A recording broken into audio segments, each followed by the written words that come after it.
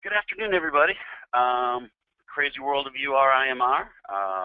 We get constant changes. We get the changes from panel decisions, en banc decisions, significant panel decisions, Court of Appeal. In fact, as recently as yesterday, the First District Court of Appeal handed some information down. So we are constantly trying to keep updated on UR IMR, and I think that's going to be the case for a very good long time. All right, just a little history lesson, a little background as to how we got to IMR in the first place. I remember back in 2003, those of you who've been doing workers' comp for way too long, that governor named Davis gave us utilization review, and it was pretty much completely ineffective. Arnold, the governor, tried to make things a little better by expanding utilization review, and still it wasn't quite as effective as we wanted it. And thankfully, Governor Brown, in his second round of terms, established IMR in 2012 that really started putting teeth to utilization review. This all came, a lot of this came through SB 863, and it was a big compromise. I'm sure you're all familiar with it, but the compromise was one, injured workers would get more permanent disability, 30% more, and that was a sure thing. That's already been put into effect. On the other hand, we were supposed to get a more expeditious economical system. That remains to be seen, and we could go into an hour or two discussion about how that seems to be backfiring. Surprise, surprise. I only believe in two rules, or laws, the law of gravity and the law of unintended consequences, and the second certainly applies to SB 863 and pretty much every law we've ever seen. How is IMR doing? Hopefully you've experienced this. If utilization review delays, modifies, or denies the medical treatment requested, your IMR should be, well, as of 2013, it was upholding utilization review 84% of the time. That number is incrementally and slowly increasing into the 90% range. So if utilization review has done as you were hoping, and the applicant appeals to IMR, you can rest assured that you're probably going to be in a good position after that process is completed. More recently, there's the numbers. We found that 91% of the services IMR were upheld the utilization review. Now, if you listen to our friends at the California Applicants Attorneys Association, they'll convince you that claims unthinkingly send every single RFA, request for authorization, to utilization review, and nothing's getting approved, and the poor injured workers are not getting any reasonable or necessary treatment. That is not borne out by the facts.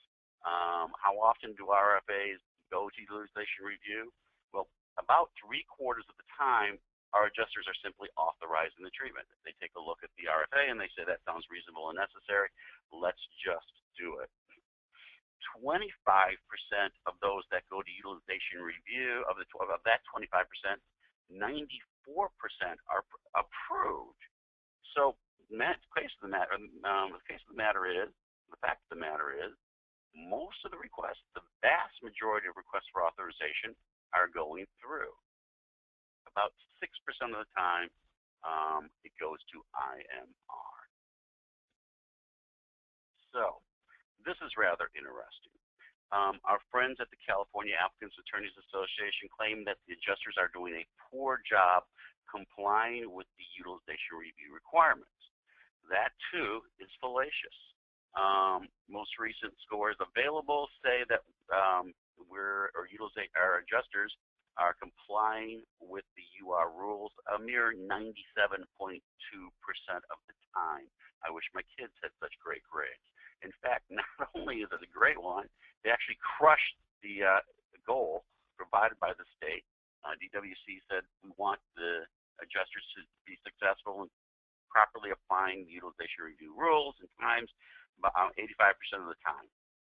We've never hit, since utilization review has been put in place, adjusters have never hit the 85%. They've always exceeded it.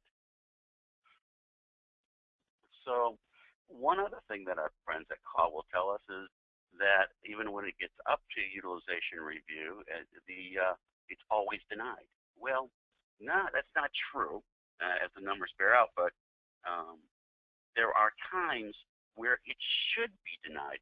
You know, whenever I hear from an applicant's attorney and they say this utilization review IMR is just horrible, our injured workers can't get what's being prescribed for them, my retort is, yeah, that's often the case. They're often not getting what's prescribed for them because that's a good thing. It reminds me of a case I had a million years ago at the Norwalk Board, which is long been gone. We had an injured worker, a janitor, a custodian, who had tweaked his back.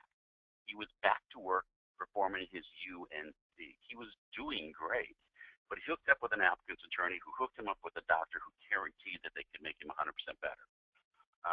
You can see that already that this is not going to be a good result. This is back in the day of the battling QMEs. We got the most reputable QME we could find, who did the examination, issued the report, and said, please, please, please don't cut on this guy. He's as good as he's going to be.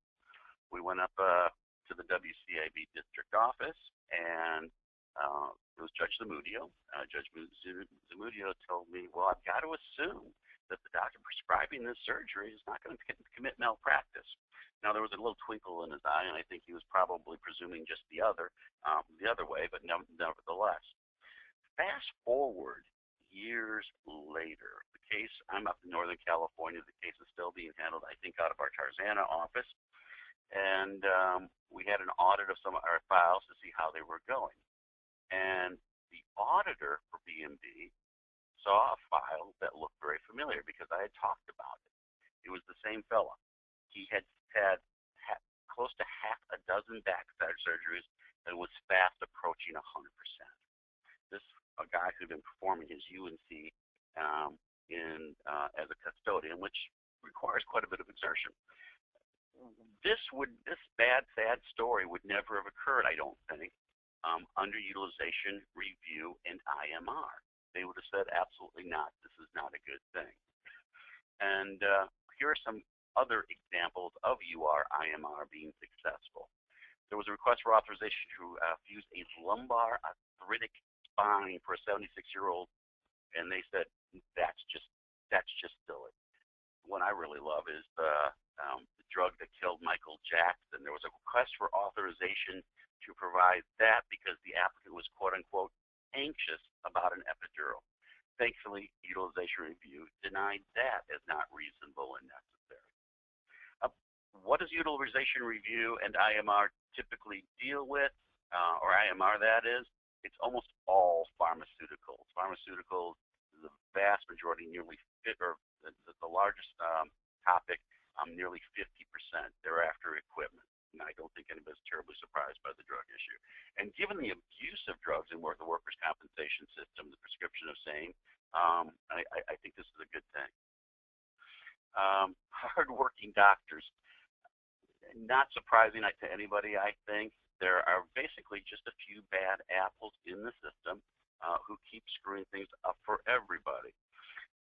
In 2014, there were about 140,000 IMR decisions. Nearly half went to a mere 134 doctors. Think about that. 10 very hard-working doctors in California received 11% of the IMR decisions that's got to be 2014. There's a typo there. So there are clearly some very bad actors who are screwing up the system for everybody. By the way, let's ask a question which is nearly rhetorical because I think you all know the answer. Where are those hard workers? Where are those doctors who are abusing the system? That falls under the duh. It's all in Los Angeles and LA County, a little bit of Orange County, but almost exclusively LA County where the trouble is. In fact, yeah, 2/3 of the IMR decisions are out of LA according to CWCI. So we talk about the MTUS. What the heck is the MTUS anyway? That is the Medical Treatment Utilization Schedule, which is undergoing some changes as we speak. But it's basically just treatment guidelines. It's a framework for the evaluation and treatment of patients, and it's hopefully going to provide an objective basis for determining what treatment is reasonable and necessary and what treatment is not.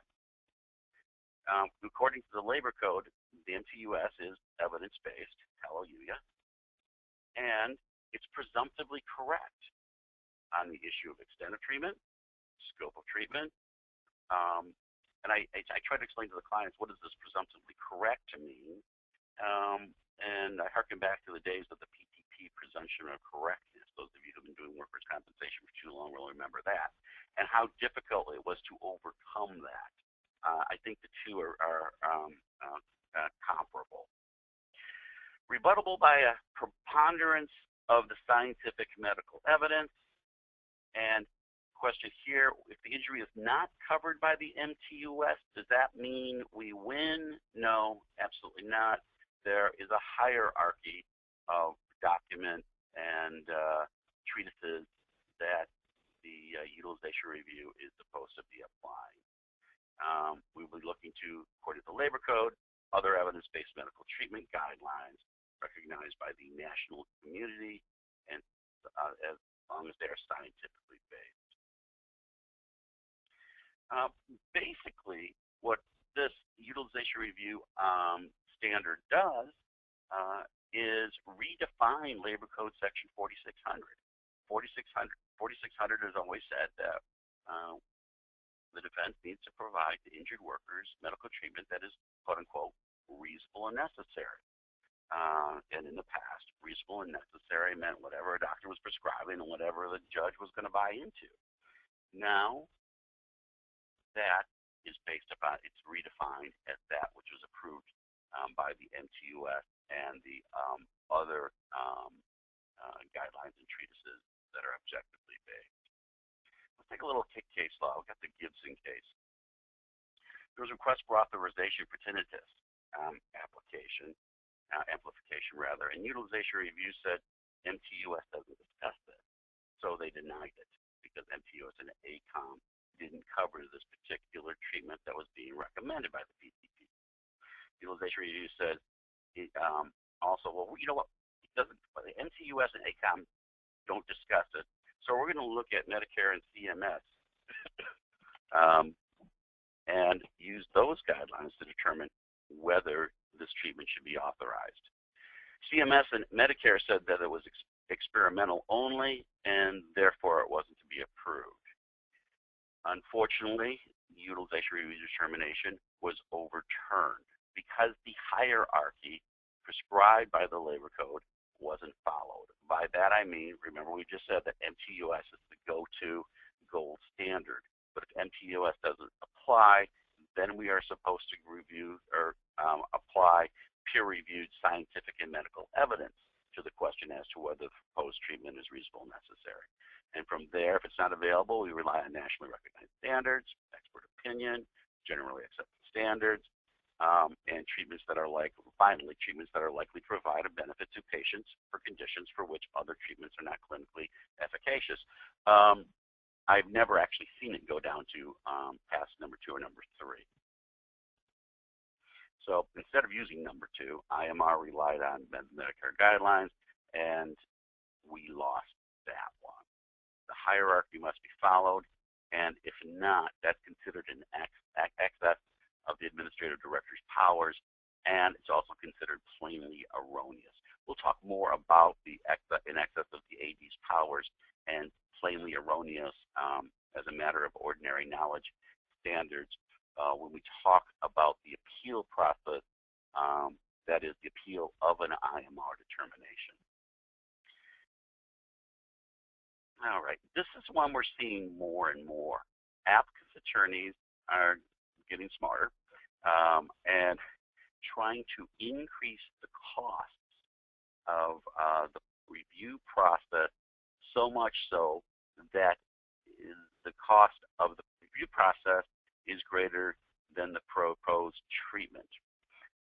And one of the ways they're doing this is by asking the PTP to draft a medical legal regarding the utilization review dispute.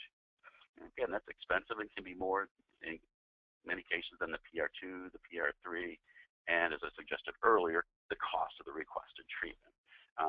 If you do the financial analysis, obviously the adjuster who does so is going to decide then that given the possible medical legal expense, it's just cheaper to authorize the treatment. Do we have to pay for the med legals addressing utilization review denial. I was on a panel with a few people, including a former call president, a couple of months ago. We addressed this issue, and not surprisingly, the call president completely disagrees with me. Neither one of us have case law on the topic, but at least not as of yet. But I think the available authority suggests that we need not pay for these med legals requested by applicant's counsel to dispute the utilization review decision. And I think we can absolutely positively refuse to pay for these supposed med legals. Why is that? Well, if you look at Labor Code Section 4062, provides that if employee objects to the decision made through the utilization review process, the objection shall only be resolved through IMR, not through med legal. And 4064 talks about medical legals. Like always, the medical legal is supposed to address all issues. But the big change here is in the red. Except medical treatment recommendations, which are subject to utilization review and IMR. So the med legal has absolutely no business discussing the medical treatment recommendation. So what's the upshot here? We don't pay for medical legals solicited by applicant's counsel to address a utilization review issue. Definitely, I think they're prohibited, and I think we can object to the paying for it. The recommendation, when applicant's counsel or the PTP warns that they're going to be doing an upcoming examination and issuing a report for medical legal purposes, object, let them know that you're not going to pay for it, and put them on notice. All right, a different topic. Medical treatment, reasonable and necessary, or medical legal.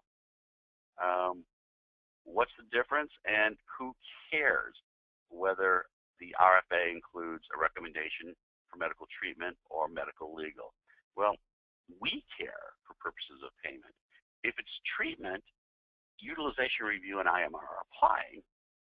If it's med legal, utilization review and IMR do not apply. Now that seems obvious. Why even bring it up? Well, the problem is much treatment is diagnostic and not utilized merely to cure or relieve, but to help dictate how to proceed to cure and relieve.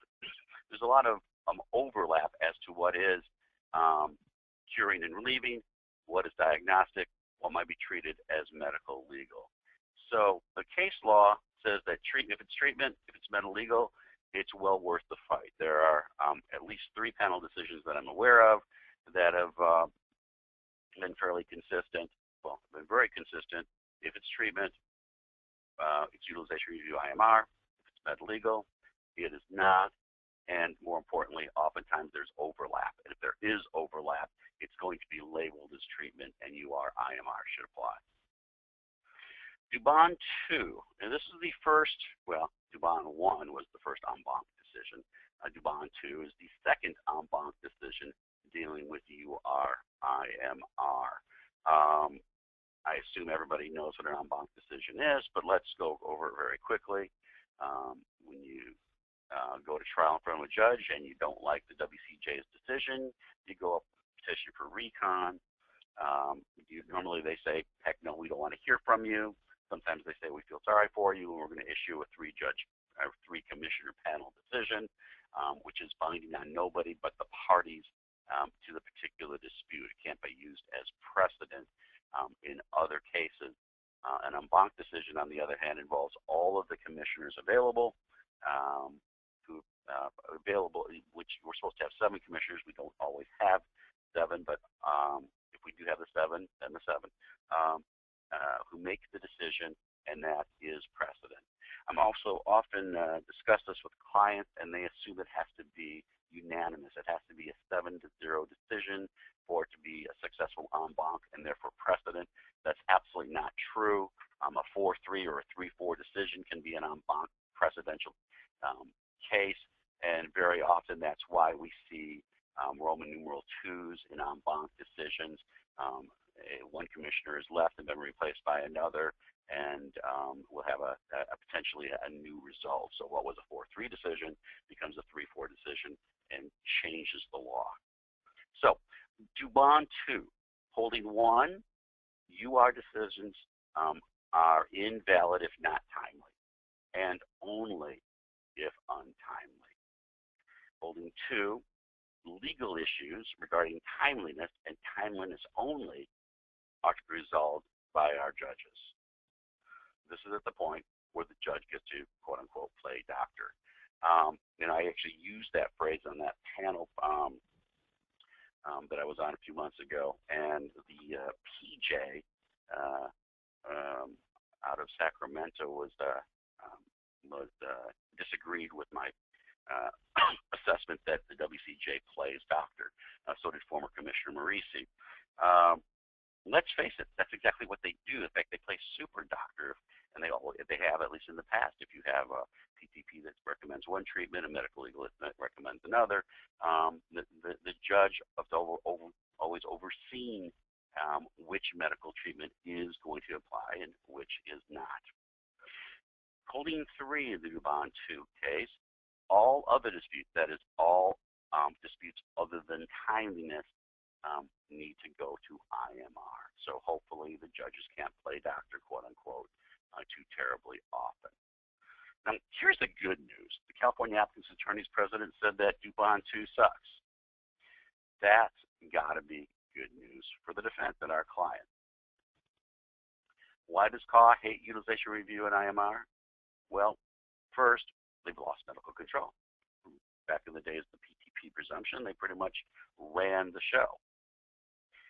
2, as we suggested in the very beginning of this presentation, IMR at this point is upholding the denial about 90% of the time.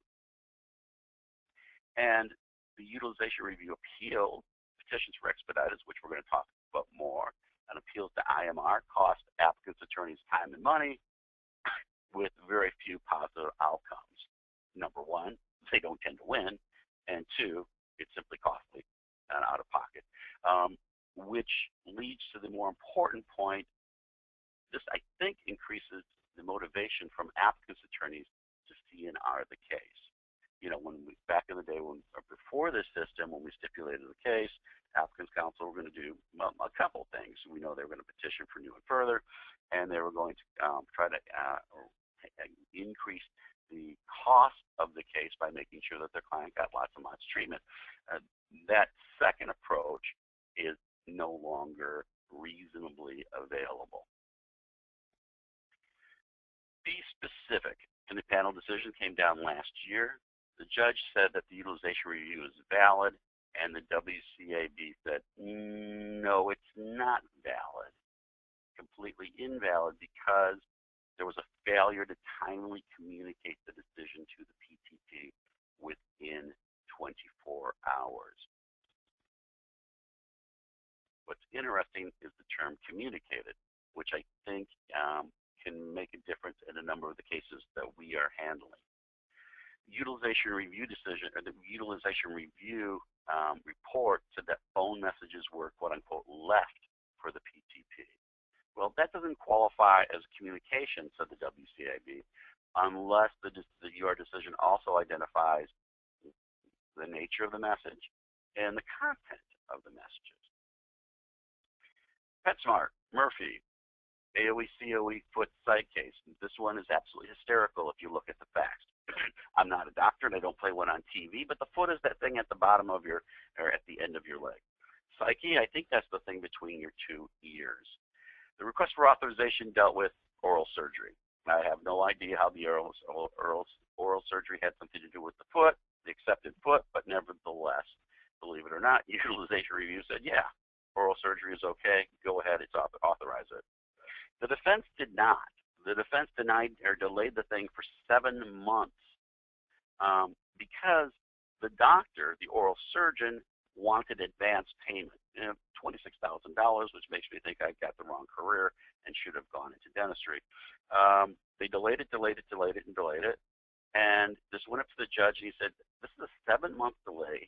You've only got a very short window of time to authorize or authorized treatment that the utilization review has said it's okay to, you get to pay 25% penalty.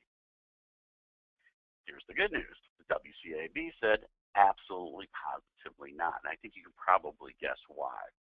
The doctor, as I suggested earlier, asked for prepayment as part of the RFA. Well, and he insisted that prepayment was customary. Well, that's neither here nor there. WCAB said there's no legal obligation to pay for medical treatment in advance. In fact, we only have to do that within 45 days after the reasonable and necessary services have been rendered. We had a legitimate doubt as to the liability to pay in advance, so there's no penalty here. More importantly, utilization review addresses medical necessity. Utilization review only determines whether it's under Labor Code Section 4600, the proposed treatment is reasonable and necessary, and thus utilization review process can't be authorizing prepayment. All right, the Bodam decision. This has gotten a lot of press.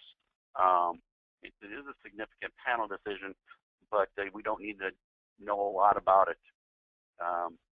It basically asked, what is the Dubon 2 decision? The verbiage timely, what does that mean? What part of the utilization review process must be timely? And the answer is all of it. Every single step in utilization review must be timely. And it's found to be untimely. The determination whether the proposed treatment is reasonable and necessary will go into the hands of the judge. Gutierrez, a more recent decision, underscored that Bodam was the real deal, and everything must be timely. This is an interesting little decision. The judge said that the defense has to show that the UR decision was, quote, communicated directly, end quote, to the PTP, which would make which would be a really tough standard if we had to do so in every case. The WCAB disagreed and said the standard is we can be communicated in any form. So fax, timely letter, email, slow boat to China, well, as long as it's timely, the communication to the PTP can be done in any manner. We had a case that just came down a short while ago, an en banc decision, the Matute decision versus LA Unified. IMR issued a negatory response early November 2014, specifically 11/6. Applicant appeals on 12/10. The math, that's 34 days. Remember, the appeal of an IMR decision has to happen within 30 days of the decision. And so the defense said, we win because you're 4 days late. The WCAB en banc said, no, 4610 mailing means served by mail, and therefore we get the 5 days for service. It's a 35-day requirement, and applicant therefore triumphs in this particular fact pattern. Now, proving timely communication is sometimes difficult. I suspect any of you that have had this kind of case at the WCAB have found it to be so. It's a proof issue that's problematic. I know that most utilization review decisions are faxed to the PTP, and most of them are done within the 24 hours. But the problem is the lack of documentation proving that transmittal. So if you can get a hold of the transmittal letter, or or cover letter, cover page, or make sure that the utilization review decision says somewhere in it, it confirms that the thing is being communicated, that's going to be a whole lot easier to win the day. Busio, I guess, I'm not sure how to pronounce that, another 2015 panel. There was an admitted back injury, and the PTP wanted to perform a fusion. Utilization review denied it, and applicant self-procured. Not surprisingly, after a fusion, applicant was TTD. And the question became, do we owe TTD?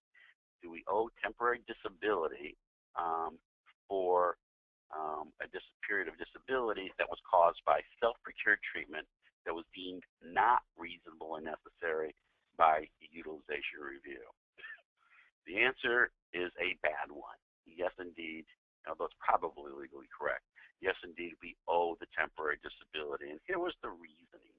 He said that the injured worker's failure to challenge utilization review through IMR doesn't preclude his obtaining the TD for the self-procured treatment because UR IMR deals only with what's reasonable and necessary medical treatment, not self-procured treatment, and it's a completely different, TD is a completely different issue. So, yep, if applicant decides to self-procure, doesn't go through utilization review process, or skips the IMR process, or does so in an untimely manner, and then self-procures, we are still, according to the Busio case, and I haven't seen anything to conflict with that, are going to need to pay TD. Our clients aren't going to be happy to hear that, but if you've got the case law to support it, so that should help. All right, let's get a little example, or a little hypothetical. Applicant's counsel takes the PTP. The PTP refers the injured worker for a consult, and the consult issues what is described as a request for authorization. Do we need to do a utilization review? Well, that's a good question. My 2 cents on it is, oh, heck no, and I've got at least one judge that agrees, although that's not exactly precedent. The primary treating physician, according to Reg 9785, shall be responsible for obtaining all reports of secondary physicians, incorporating, commenting, and then issuing them to the claims examiner. So it would seem that the consult would not qualify as the RFA because the PTP has to wrap his or her hands around it and decide whether to make the request for the treatment. So, nevertheless, my recommendation is not to hang tight with that approach. I'd say always send the consult's request for authorization to UR IMR. If not, and if we're untimely, then we rely on my suggestion that we don't have to. So it's a backup that we don't necessarily want to rely on. Arredondo. Is IMR timeliness irrelevant? We know from Dubon, too, that utilization review timeliness is essential. Remember, according to Bodam, if we are untimely in any part of the utilization process, applicant gets to make the argument to the judge that the proposed treatment is reasonable and necessary, and the judge is going to, quote-unquote, play doctor. But what about IMR? IMR says, or the rules for IMR say that the review and decision has to issue within 30 days of receipt of all the relevant records. Well, we've got a decision on this one. As a matter of fact, we've got a couple decisions on this. In the Arredondo case, they said an untimely IMR does not fall within the WCAB's jurisdiction. So it just doesn't matter, even though the law says it's supposed to issue within 30 days. It's just not. The WCAB, the judges and WCAB commissioners have no jurisdiction over the issue. So basically no harm, no fault. In other words, if the only problem that applicant's counsel is using to challenge the process is that the IMR was late, it doesn't really matter. The IMR determination is going to be considered valid. Well, I said we've got some decisions on this. We've got the Arredondo decision handling it one way, but then we've got the Saunders decision handling it exactly the opposite way. This too was a split panel decision, and they held that if IMR is untimely, it is invalid. If it's invalid, the judge gets to decide whether the proposed medical treatment is reasonable and necessary. So the answer is we don't know. The Saunders decision cited Labor Code Section 4610, which says that the IMR shall complete its review and make its determination within 30 days of receipt of the request for review and supporting documentation. Shall does seem mandatory. So we've got a split decision with 2 panel decisions. Happily, we just learned from WorkComp Central last month, less than a month from that, month ago, that the 3rd District Court of Appeal in the Southern decision is going to weigh in on the issue as to whether or not the 30-day, if there's a delay more than 30 days, how we handle that. Now, is this a big deal? How many of the cases would this impact? And a while ago, it would have impacted quite a few. As of last year, 2014, the DWC told us that the wait for an IMR decision to issue was 130 days. The DWC tells us that that's improved considerably, and by earlier this year, the average was 24 days, well within the 30-day requirement. All right, the lie decision. We had a 100% case, and there was PT with further medication. The request for authorization requested Lyrica. This was modified by the utilization review decision doctor, and it was set for an expedited. The judge said, took a look at the evidence, said, I'm going to order this thing off of the expedited calendar, because I have no jurisdiction to proceed with an expedited hearing on a utilization review question. And I think the judge was absolutely correct. The WCAB ruling was sort of irrelevant. They said the judge, or not particularly instructive. They just said, Judge, you're a little wrong and a little late because you had already conducted the evidentiary hearing, so there should have been no reason precluding you from proceeding with the next couple of issues. So that leads to the question, utilization review, IMR, and expedited. We know applicants' attorneys are appealing the UR decisions, the IMR decisions via expedited, and the question is, are they entitled to do so? Well, I think the law is very clear on that, and we'll get to that in a second. But for practical application, it depends on your presiding judge. Some presiding judges are saying, absolutely, go ahead with the expedited. Some PJs are going the other direction. I know here in Sacramento, Judge Harder has indicated that you file for an expedited, he'll probably put it on the regular conference calendar and set it for regular trial if necessary. Why do I think Judge Harder is doing the right thing? Well, if you take a look at the form, the state form entitled Request for Expedited, it actually says on the cover, entitlement to medical treatment can be covered by an expedited hearing or handled by an expedited hearing unless you're dealing with issues pertaining to 4600. I'm sorry, to 4610. In other words, we should just need to go to a conference. All right, Adamson, a panel case that issued this year, dealt with a slightly different issue. Home health care services are handled slightly different than, I think, all other treatment requests. AME said home health care, PTP said home health care. The employer timely UR'd the thing, and it was non-certified, but they only non-certified the PTP's request for authorization.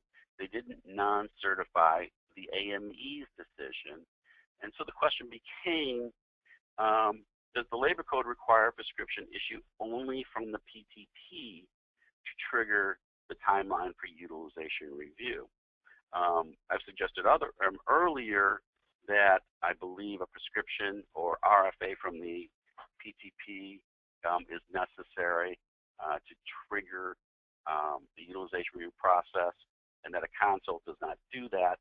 But that's for all treatments other than home health care services. The reason for that is the labor code. 4600H says specifically regarding HHCS, they shall be provided as medical treatment if reasonable and necessary, if prescribed by a physician and surgeon, not a PTP. So I believe any physician and surgeon who recommends the treatment, be they a PTP, be they a consult, be it QME or an AME, that's going to trigger the utilization review process and timeline. All right. Hopefully you're all familiar with 4610G6, which says that a utilization review decision shall remain effective for 12 months. So that would seem to be great news. We get the decision, applicant's attorney fails to appeal the IMR, fails to do it timely or unsuccessfully. That would seem to suggest that we can rest on that utilization review decision for the next 12 months. The problem is the remainder of the language. It shall remain effective for 12 months with regard to any further recommendation made by the same physician unless there are documented material changes of facts. So I think invariably the PTP who has the treatment recommendation denied by utilization review is going to be looking for material facts that have changed. And if not successful that way, applicant's counsel, I think, simply needs to change the PTP. Different doctors seem to, or new doctors, seems to be considered a material change of fact as suggested by this language. Shall remain effective for 12 months with regard to any further recommendation made by the same physician. So I think that's an exception or a loophole that friends at CAAA can drive a truck through. All right, if the matter goes to trial and the utilization review was untimely, does that mean we lose?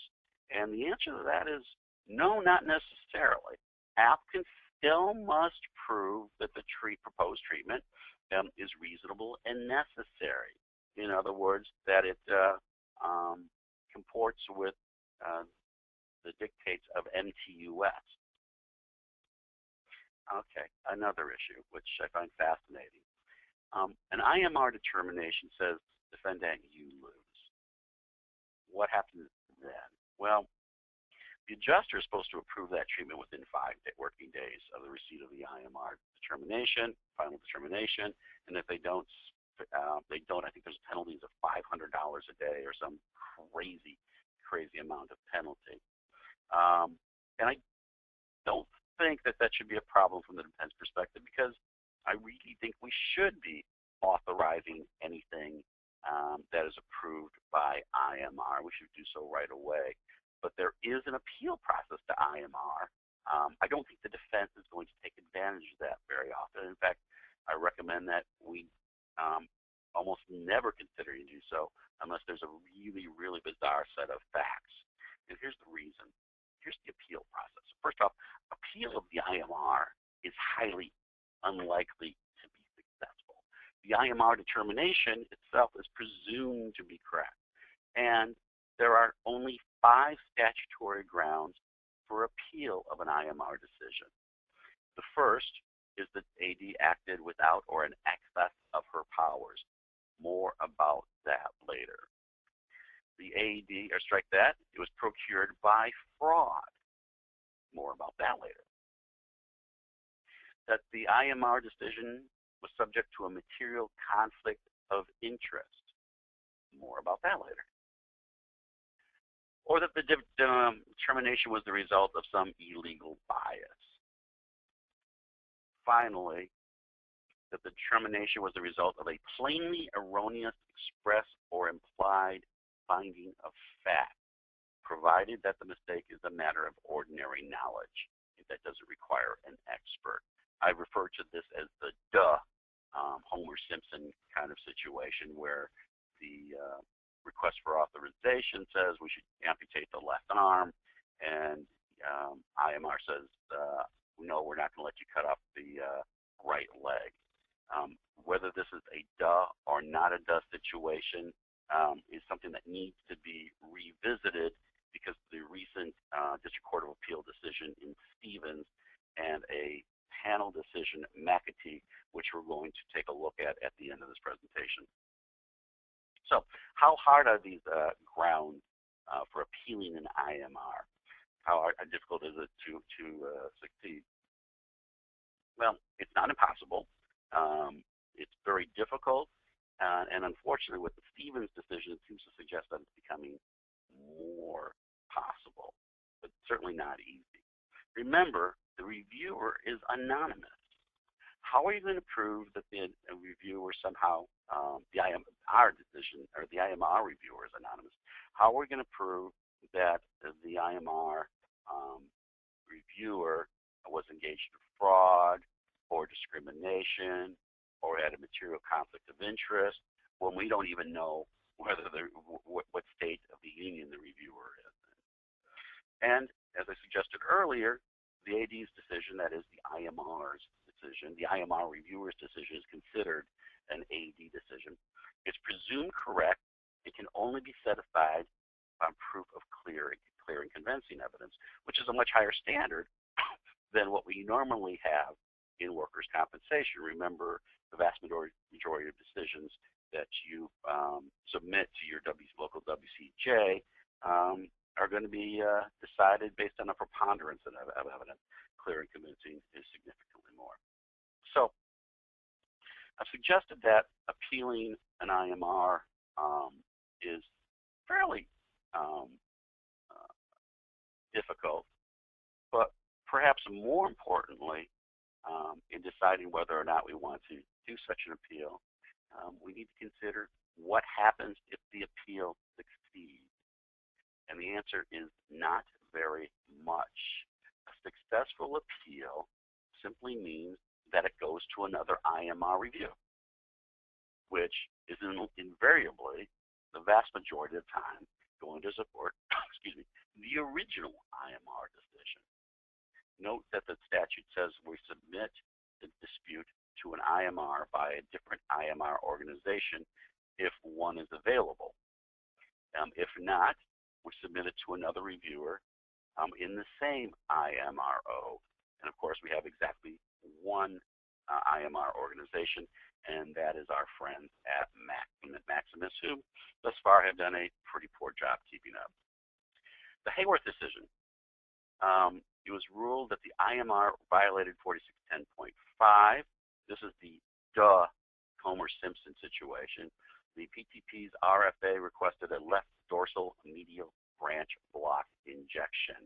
Now, I don't know what that means, but I do know that it looks like the IMR considered the wrong thing. They were ruling on a request for authorization for a facet injection of cortisone and lidocaine.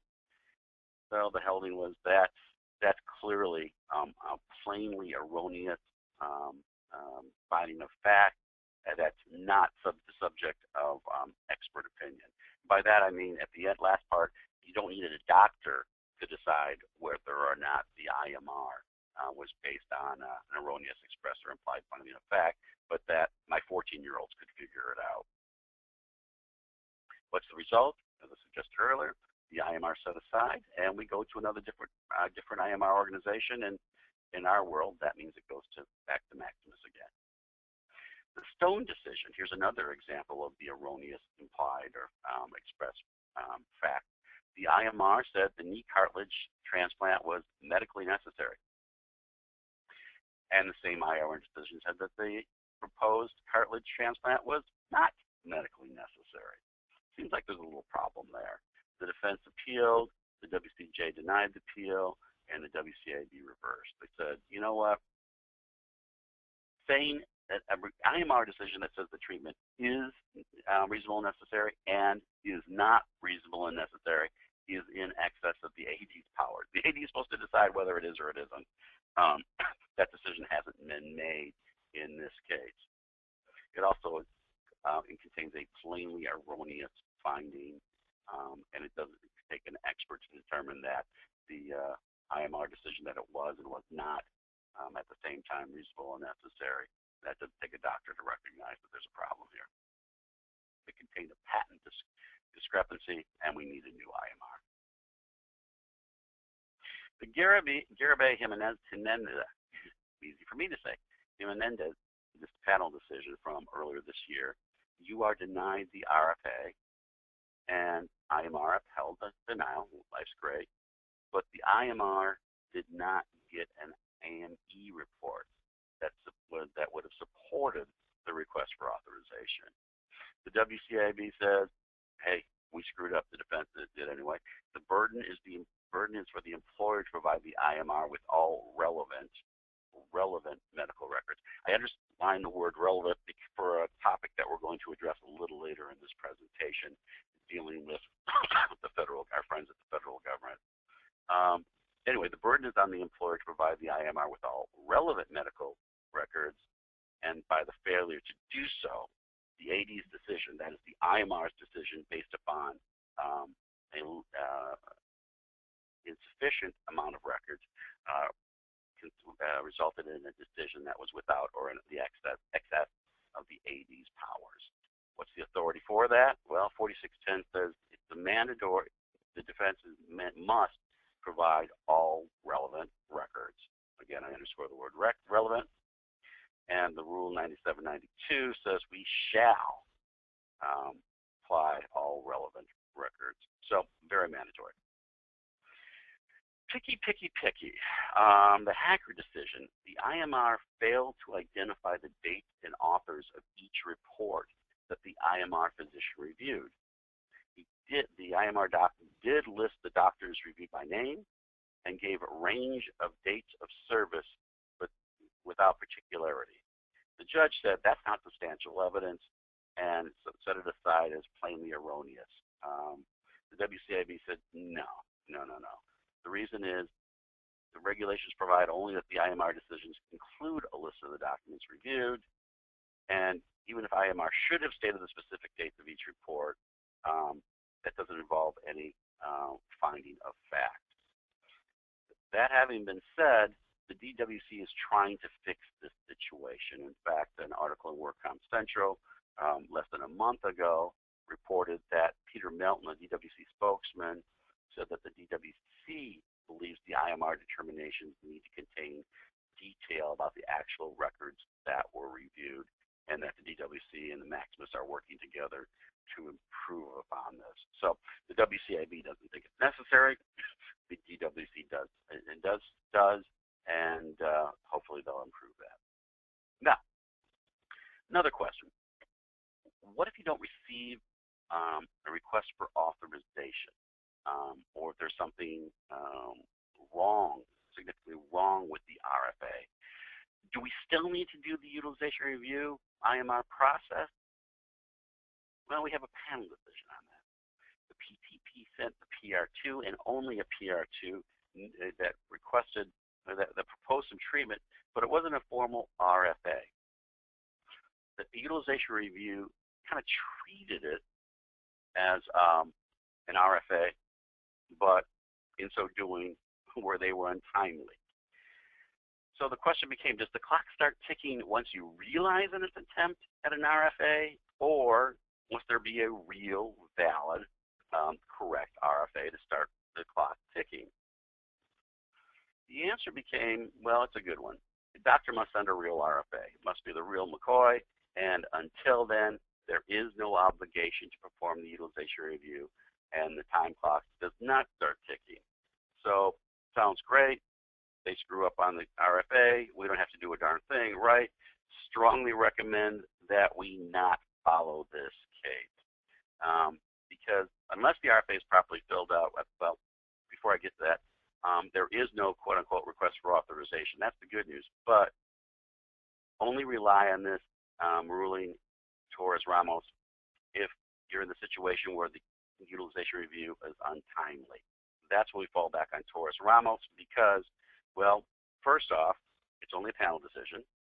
Second, there are no panel decisions that have gone the other way. And perhaps even more importantly, by refusing to treat the attempt at an RFA as a real RFA, we're only creating more work for the adjuster.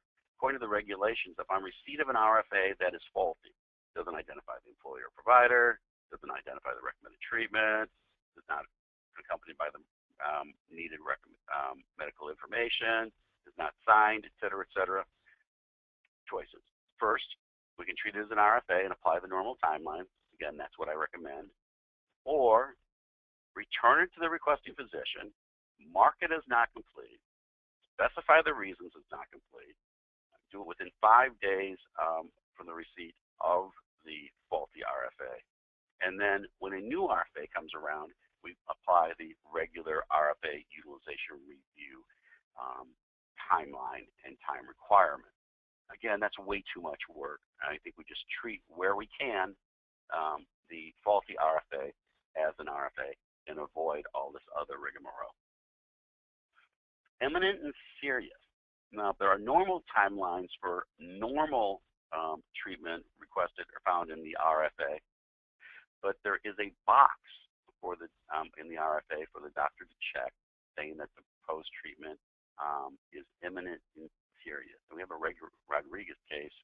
The RFA was received 10/28/13. The decision issued 9 days later, which is timely for a regular utilization review, but not timely for a imminent and serious request.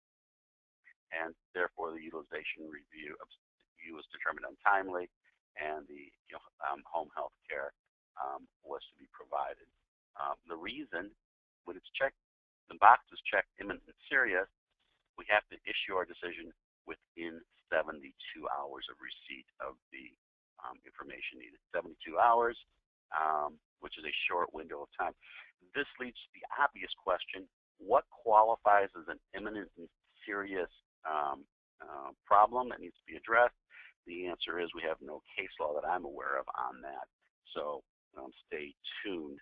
If I was some shady doctor from LA County, I think I probably would rely more heavily on the imminent and serious check the box than I might otherwise if this were not the law. All right. Our friends at CAAA argue that the utilization review specialty, doctor specialty, must be the same as the PTP specialty. And is that true? Well, I said in the slide that B&B says it's false. Truth of the matter is it's sort of true and sort of false. Believe it or not, in this situation, we need to apply a reason, some reasonableness, which is something that we don't normally apply, logic and reason in California workers' comp. There's no case law here, but 4610 says that we need a licensed physician who is competent to evaluate the specified clinical issues where these services are within the scope of the physician's practice. So if the so we do need somebody who understands the situation, that it has to be within the physician's practice. But let's take a look at some examples. Let's say you've got a back strain. PTP says physical therapy. Would that be within the scope of a family physician's abilities? I think absolutely. On the flip side, if the request for authorization asks for a 3-level spinal fusion, would that be in the scope of a family doctor or a plastic surgeon? Would you let any of these people provide a second opinion for your back? I think not, and that seems rather obvious. But this leads to a bigger question. What if the utilization review doctor's expertise is found to be not within the scope of their practice, or the scope of the question posed to them? Remember, Dubon 2 says we only care about whether the utilization review is untimely. Would the resulting IMR decision be in excess of the AD's powers? Would it contain a plainly erroneous finding? I'm not sure that number 2 applies, but I suspect that the courts will tell us that it's in excess of the AD's powers. How, after all, can the AD make a decision about medical treatment that is not within the scope of the AD's knowledge or their practice? So we don't have any case law on this, but we shall see. Some bad news for our clients, that is. The DWC, according to WorkComp Central, is to start fining administrators for not submitting medical records for IMR.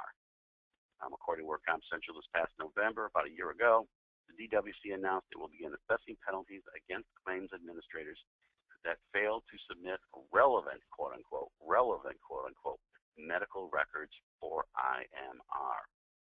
I told you that I was going to talk more about the relevant rule, and here it is.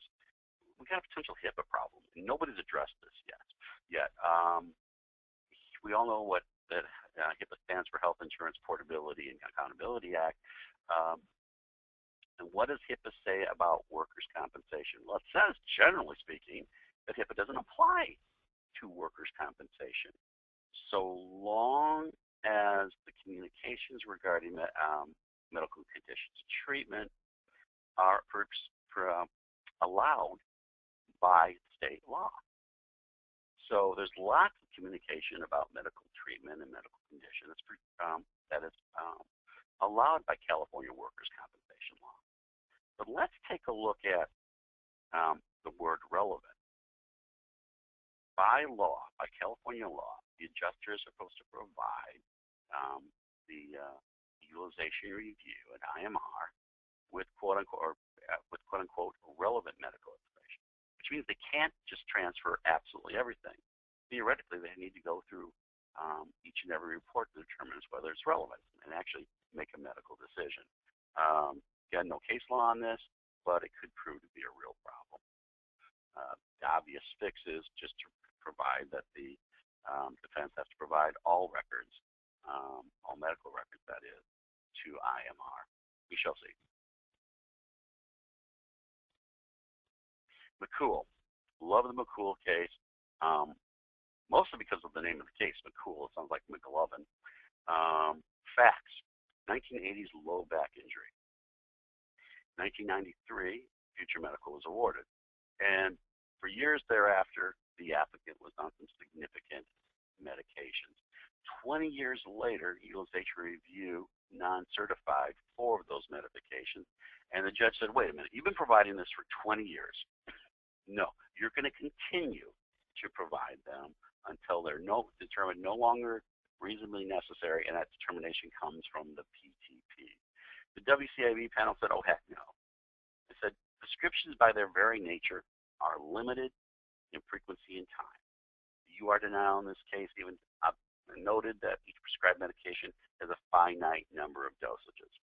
So each time there's a prescription for a medication, the defense is in a position to submit that to utilization review. McCool, I know there's been a lot of press in the past months and years about the use and overuse of opioid narcotics. They address that as well. Each new prescription requires a new request for authorization that must be submitted to utilization review. The treating physician has an obligation to document the need for each recurring prescription, especially when the prescriptions are for heavily regulated opioid medications. I think the WCAB is signaling here that they're sick and tired of prescriptions of opioid narcotics and applicants becoming drug addicted. So, excuse me, the injured worker is disputing the utilization review decision. The injured worker is disputing the PTP's diagnosis or treatment recommendations. You want to go to an AME or QME? Well, according to the labor code, you can't, effective 1/113. It has to go through utilization review and the IMR process. But wait a minute. We can undercut that and shoot ourselves in the foot, according to the Bertrand decision, which came down last year. In this case, in this matter, the case was stipulated in 2004. And the stipulation included verbiage that we've all added to stipulations in the past, or something similar to it. According to the stipulation, quote, settlement is based upon the report of the AME. For any future disputes regarding treatment or permanent disability, the parties will return to the AME. Well, the question became, which trumps? Which rule trumps? See, did you get that? Bad joke. Which trumps? The labor code created IMR, utilization review, and IMR, which is this is how you determine what's reasonable and necessary. Or the stipulation that says we're going to go to the AME to decide what's reasonable and necessary. And the bad news about Bertrand is it was decided against the defense. The WCAB said the applicant gets basically 2 bites at the apple. Go to utilization review. If it's authorized, applicant wins. If it's not authorized, applicant can go to the AME and argue successfully that utilization and IMR has been waived. One more panel decision, the Chamberlain case. We had a PTP report received. Asked for, and this is a great one. You definitely want to note this one, especially those of you in LA and Orange County. The request for authorization included multiple modalities. First, they wanted chiropractic treatment. It also requested home health care assistance. It also requested a gym membership. And the utilization review came back and said, well, we need more information regarding the chiro.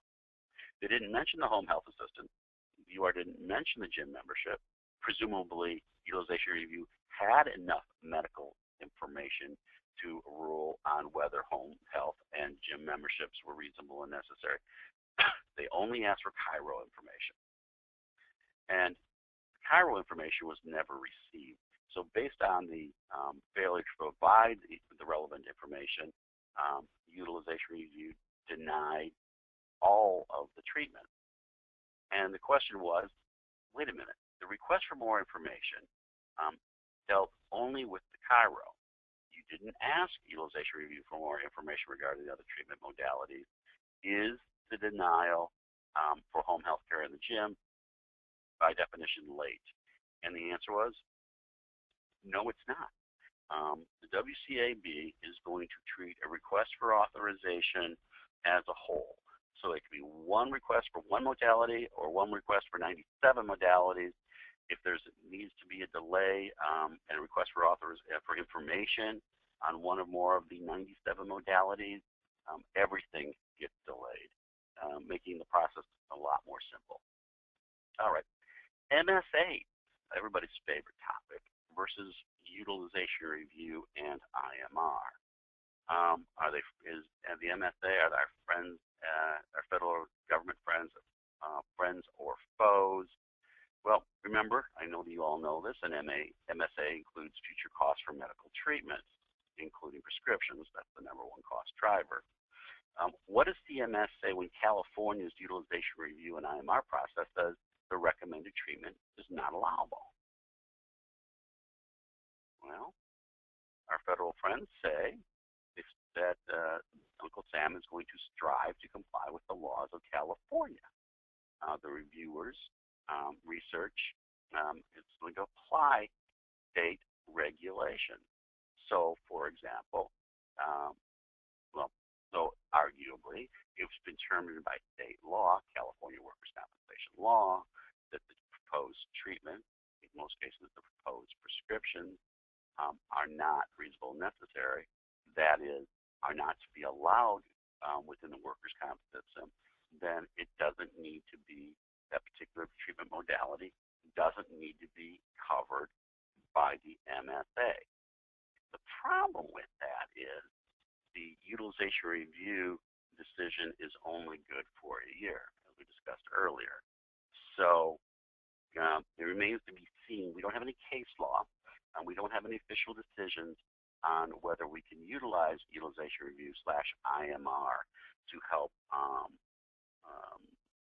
form what treatments are covered by the MSA. But there are going to be a few problems there. Nevertheless, it's worth exploring. All right, the big case that came down last month, the Stevens case coming out of the First District Court of Appeal. It attacked UR IMR as unconstitutional, and that was driven by Joe Waxman down in Southern California, Applicant Counsel. Joe argued that UR IMR violated the California Constitution, and the Court of Appeals said, you're wrong.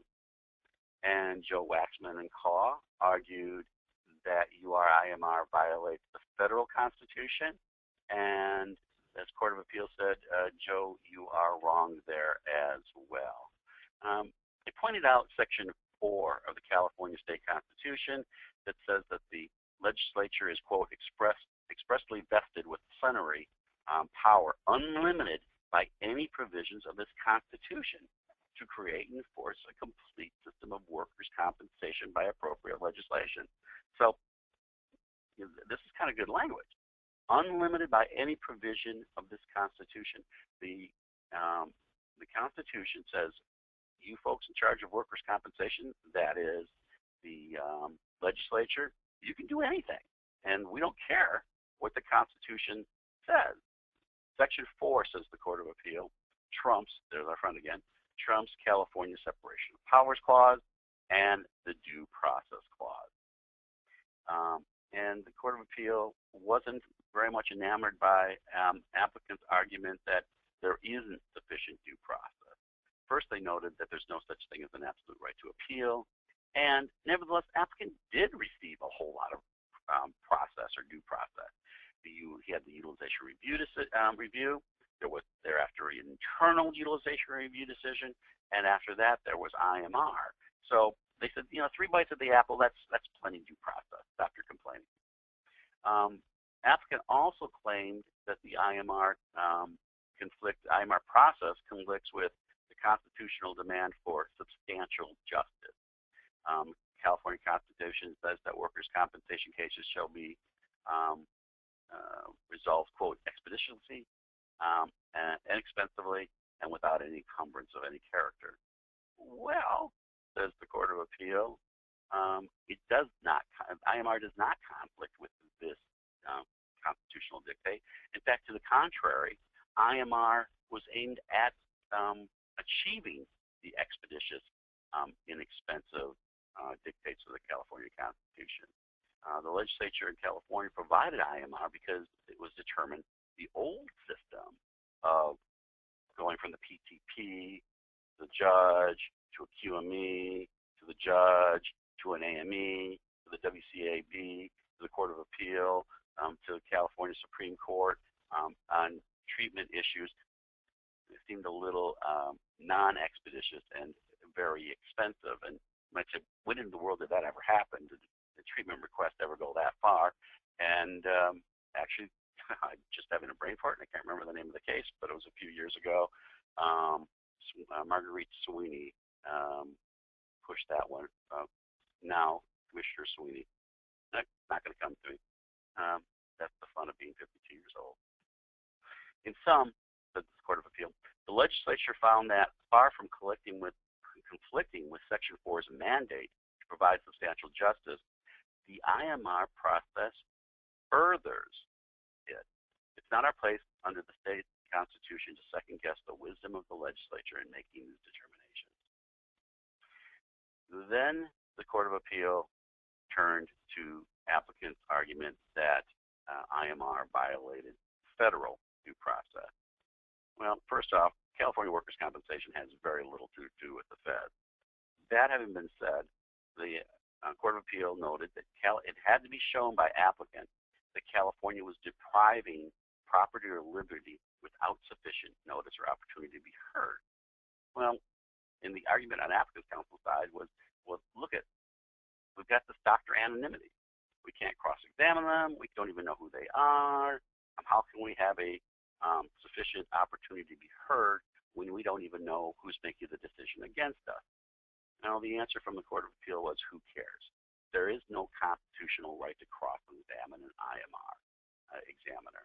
And in fact, UR and IMR need to explain the reasons for the denial or modification or delay, and that's more than sufficient.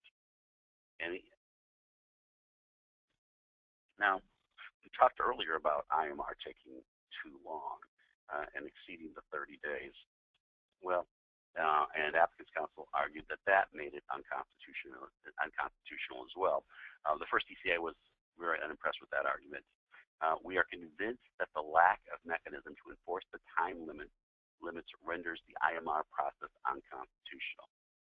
In the absence of a penalty, consequence, or other contrary intent, the time limit is typically considered to be directory, and its violation does not require the invalidation of the action to which the time limit applies.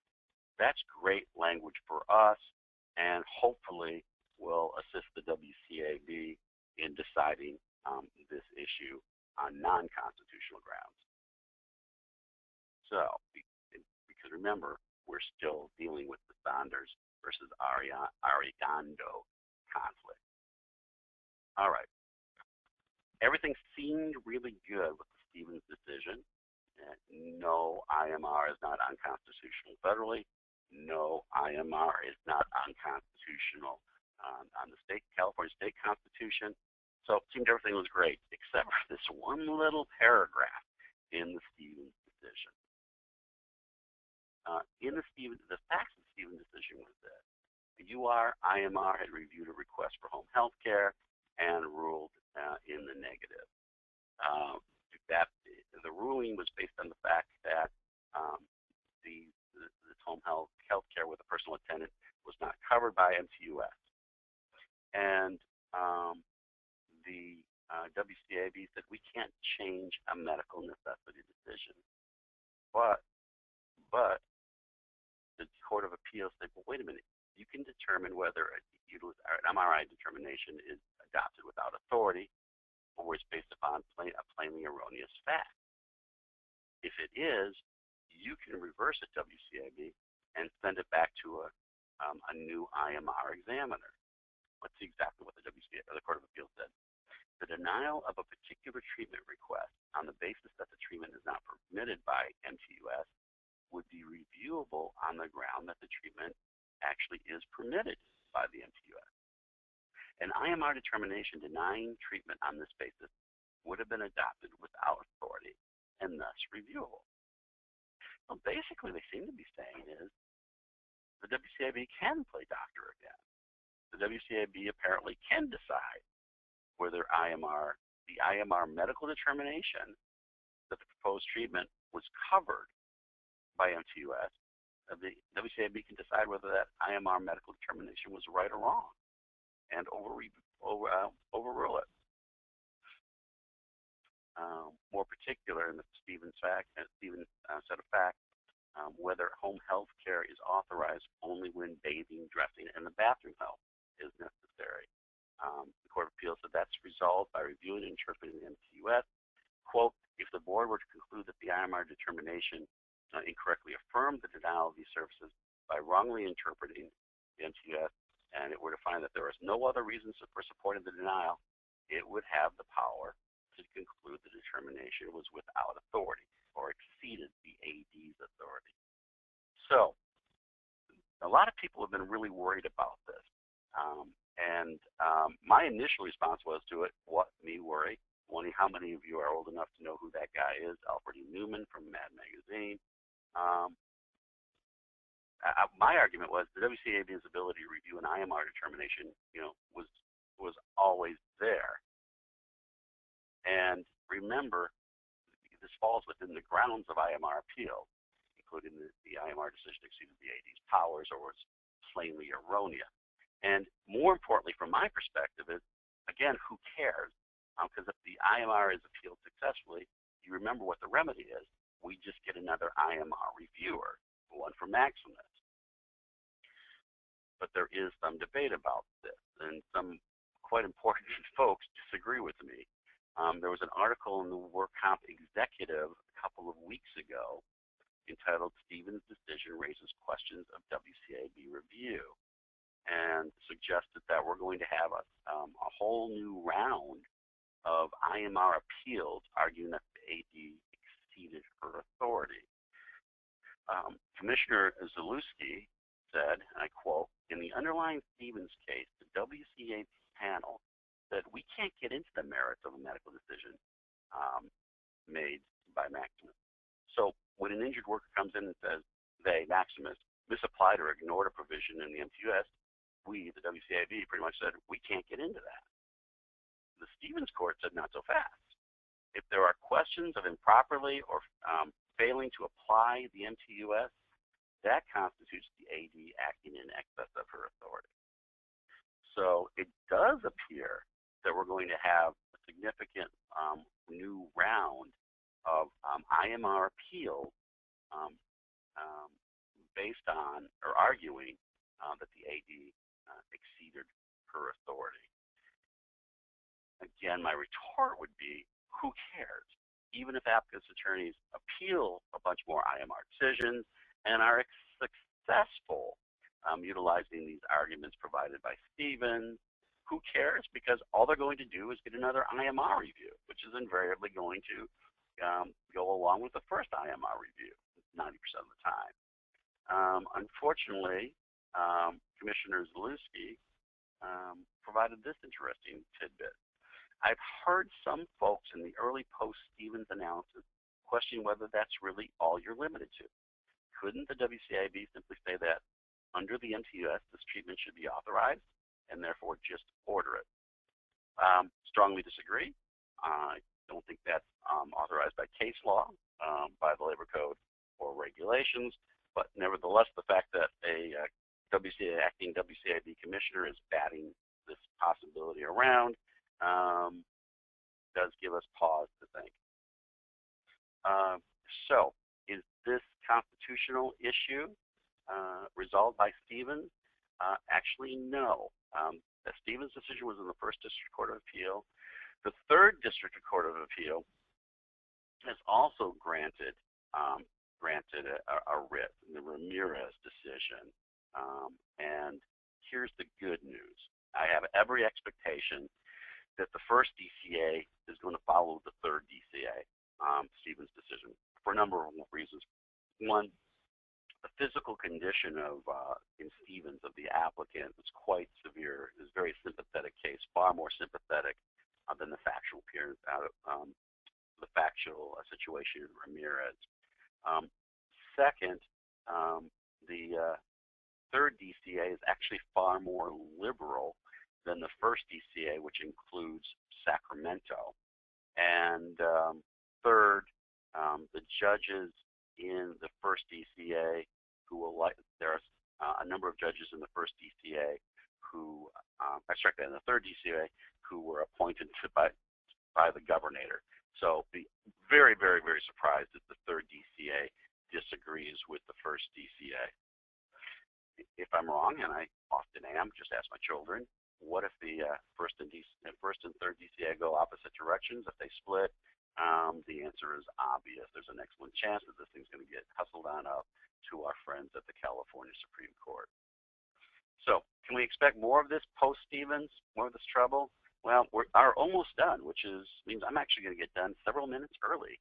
Highly unusual, but let's take a look at one panel decision, the McAtee decision, which seems to be applying the Stevens reasoning to a case. Here, the IMR found no improvement with geodesic patches. The IMR report or denial said I couldn't find any documentation regarding side effects that the applicant may have had. And unfortunately, if you looked at the PCP report, it did document improvement, and it did address the side effects. It was held that there's clear and convincing evidence here that the IMR was the result of a plainly erroneous finding of fact, and therefore the IMR decision was overturned and went to a new IMR examiner, remanded on down. So remember, this clear and convincing evidence, remember this is what I described as the Homer-Simpson decision. Clearly the IMR was looking at the wrong body part or something else, and my 14-year-olds could tell you that there was something wrong with this IMR decision. It sounds like it's not so much of a situation. It sounds like this basis for an IMR appeal is actually potentially going to require sophisticated analysis that allows our WCAB judges and commissioners to start playing doctor. The IMR reviewer looks at MTUS, medical records, decides to deny the treatment. The WCAB, it sounds like, is going to do exactly the same thing. They're going to decide whether the records support the IMR decision. They're going to decide whether the IMR reviewer misread or discounted the records and misapplied the MTUS. This seems to be, again, a pretty big loophole that our friends at the California Applicants attorneys are going to be driving their soon to be obtained yacht through. Well, I got some good news. We are done. We are done 4 minutes early, which is highly unusual for me. If you have any questions, please email them to me, dbarthel@bradfordbarthel.com. And other than that, please, everybody, have a wonderful weekend. Talk to you soon. Bye-bye.